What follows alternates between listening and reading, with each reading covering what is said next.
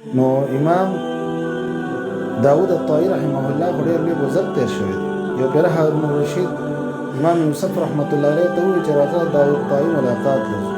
دې ملاقات له راغلل، دروازه یې وټکوله، دننه ورته آواز راغی چې څوک یې؟ امام یوسف رحمت الله علیه ورته وفرمایل چې زه یم او ما سره خلیفه هارون الرشید دی، بادشاه و د زمانې. امام داود الطائي رحمه الله ورته وویل هېڅ ضرورت نشته تاسو سره د ملاقات کولو، لهذا بادشاهانو سره او دنیادارو خو ظالمانو خلکو سره ملاقات نه کوم. هغې والدې ته ور شکایت وکړو، مور یې د دننه اجازت وغوښتو او زوی ته یې وویل بچې خلیفه راغلی دی ملاقات ورسره وکړه. د مور خبره هم نه منله. هغې د الله نه تپوس وکړو، خدای پاکه آیا تا دا حکم کړی دی چې د مور خبره مه منې؟ زما دا زوی خو زما خبره نه مني، او چې زما خبره نه مني د ده ته زما هېڅ ضرورت نشته. نو داود الطائي رحمه الله د مور په دې خبره باندې خفه شو او فوراً هغې ته اجازت ورکړو. هغې راغلل کېناستل، څه وخت یې تېر کړو.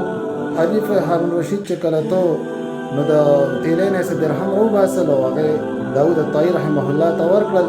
هغه ورته وایي ما ته د دراهمو هېڅ ضرورت نشته، ما خپل کور په حلالو پیسو باندې خرڅ کړی دی او زه روزانه د هغې درهمو نه درهم استعمالوم، او د الله نه مې دا سوال کړی دی خدایه چې کله دا دراهم ختم شي نو ما ته مرګ راوله.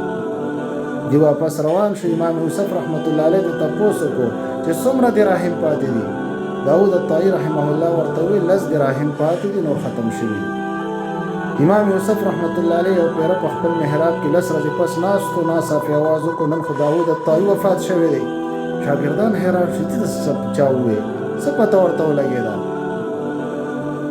معلومات چې وکړه او داود الطائي رحمه الله وفات شوی.